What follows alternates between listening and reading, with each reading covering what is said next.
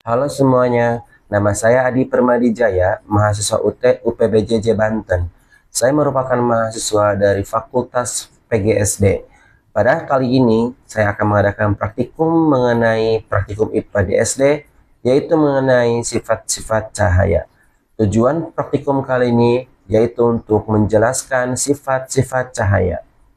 Baik, untuk alat dan bahan yang akan saya gunakan yaitu sebuah sendok, segelas air, piring kaca yang bening. Di sini pun ada kardus yang sudah berlubang tengahnya, lalu ada cermin dan juga handphone sebagai sumber cahayanya atau sebagai senter. Mengamati sifat-sifat cahaya, yaitu yang pertama, cahaya dapat merambat lurus. Kedua, cahaya dapat menembus benda bening. Ketiga, cahaya dapat dipantulkan. Keempat, cahaya dapat dibiaskan. Pada percobaan yang saya lakukan, cahaya dikatakan merambat lurus karena saat melewati lubang kecil, bekas cahaya akan membentuk garis lurus di belakangnya. Hal tersebut terbukti saat saya melakukan percobaan pada kardus bekas yang telah saya lubangi, yang mana pada bagian belakang lubang telah ada tabirnya. Kemudian senter diarahkan pada lubang tersebut.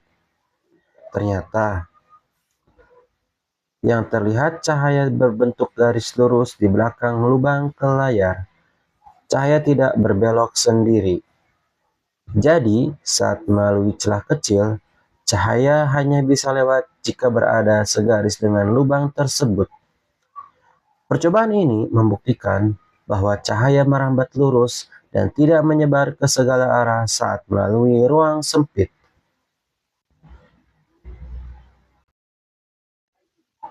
Selanjutnya, cahaya dapat menembus pada benda bening.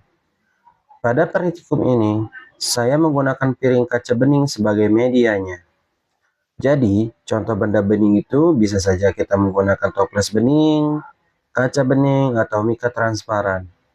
Nah, dalam praktikum ini, saya menggunakan piring kaca bening. Pada percobaan yang saya lakukan, ketika senter yang saya nyalakan, saya arahkan ke piring kaca, ternyata cahaya dari senter bisa menembus piring kaca dan terlihat di sisi lainnya. Kenapa cahaya bisa menembus? Karena piring kaca bening memiliki sifat transparan, maka cahaya bisa melewati permukaannya tanpa dihambat banyak hal. Ini sebabnya bagian dalam piring kaca tetap bisa terlihat dari luar saat ada cahaya.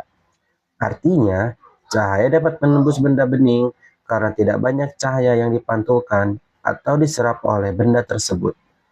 Benda bening membiarkan sebagian besar cahaya lewat.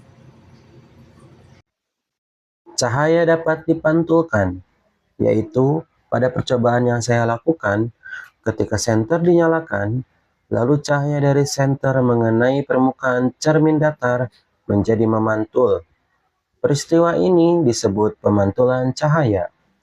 Pada permukaan cermin yang rata, cahaya akan dipantulkan dengan arah yang sesuai. Cahaya dapat dipantulkan jika mengenai permukaan yang licin dan mengkilat seperti cermin. Inilah yang membuat kita bisa melihat bayangan di cermin.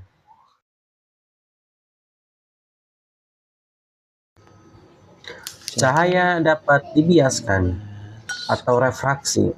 Pembiasan terjadi saat cahaya berpindah dari satu medium ke medium lainnya yang kerapatannya berbeda sehingga cahaya berubah arah.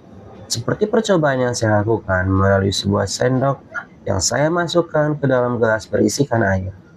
Sendok akan terlihat seperti bengkok dan patah di permukaan airnya.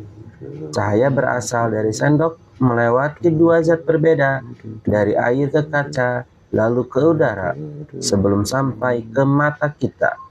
Karena air dan udara memiliki kerapatan yang berbeda, cahaya akan membelok saat melewati batas antara dua medium tersebut. Akibatnya, bayangan sendok tampak tidak lurus seperti patah atau bengkok. Oleh karena itu, cahaya yang dibiaskan membuat posisi bayangan terlihat tidak sama dengan posisi aslinya.